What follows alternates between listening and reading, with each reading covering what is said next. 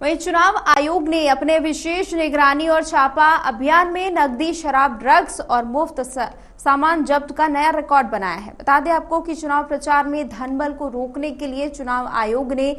विशेष निगरानी और छापा अभियान में उत्तराखंड से 22.5 करोड़ रुपए की नकदी, शराब, ड्रग्स और तमाम कीमती धातु भी बरामद की है। 2019 लोकसभा चुनाव के दौरान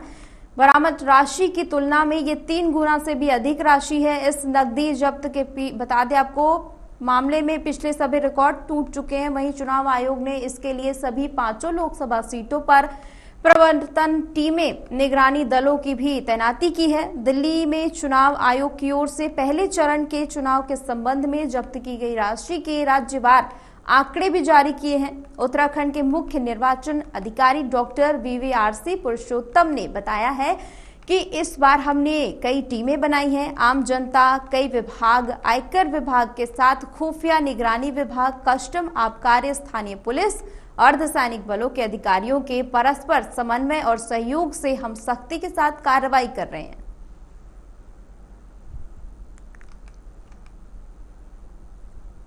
इस बार हमने 2019 की चुनाव की तुलना में हमने काफी बड़ी मात्रा में इस बार लिकर कैश की यहाँ पर हमने बरामदगी किया है। लगभग 17 करोड़ रुपए की वैल्यू का अभी तक हमने बरामदगी किया है। अभी 2-3 दिन और बचा है, तो उम्मीद है कि ये मात्रा बढ़ेगी यहाँ पर, क्योंकि लास्ट फेज में हमारी सख्ती भी काफी ज्यादा हो जाती है। हमारे जो फास्ट ट्रैक टीम और वीडियो सर्विलेंस टीम काफी सख्ती हम करते हैं। खबर पर ज्यादा जानकारी के लिए पवन दीक्षित जुड़ चुके हैं। पवन, ये बड़ी उपलब्धि मानी जा सकती है क्योंकि पिछले चुनाव में जिस तरह से कार्रवाई की जा रही थी, इस बार उससे भी ज्यादा तेजी से कार्रवाई की गई है। बिल्कुल नेहा, जब से आचार संहिता लागू हुई है और उसके बाद से लगातार निर्वाचन आयोग के द्वारा लगातार जो मॉनिटरिंग की जा रही थी, लगातार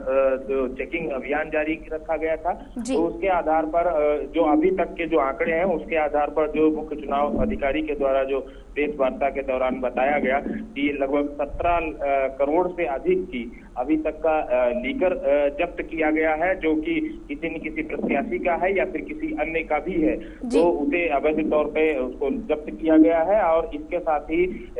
लगभग 20 से अधिक 22 करोड़ नकदी भी अभी तक बरामद की जा चुकी है इस पूरे आचार संहिता के दौरान। और अभी भी ये अभियान लगातार जारी है। इसके लिए अलग अलग जो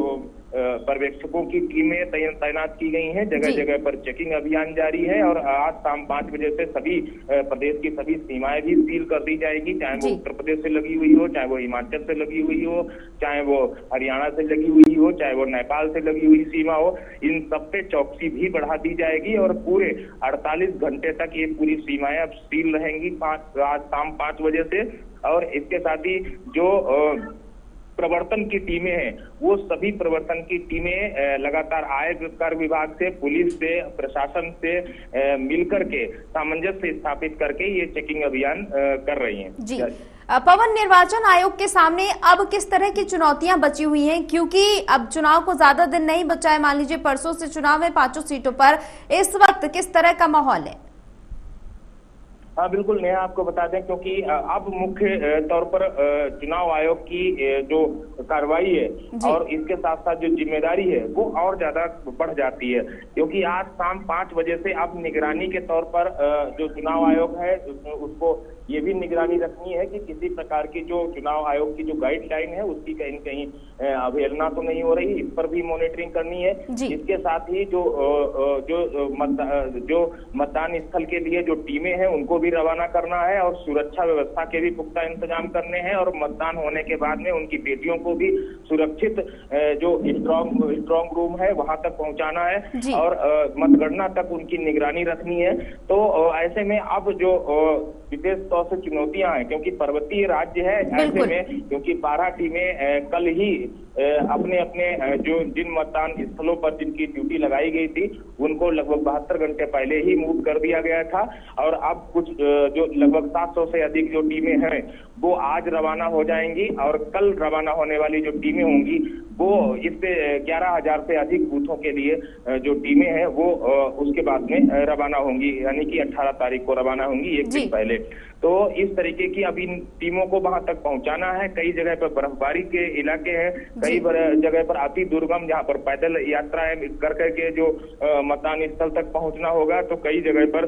दुर्गम स्थिति में वहां पर मतदान होगा जी। और ऐसे ही संवेदनशील जो क्षेत्र है, संवेदनशील जो पोलिंग बूथ है, उन पर चौकसी भी जो निर्वाचन आयोग के द्वारा बढ़ाई गई है और उस पर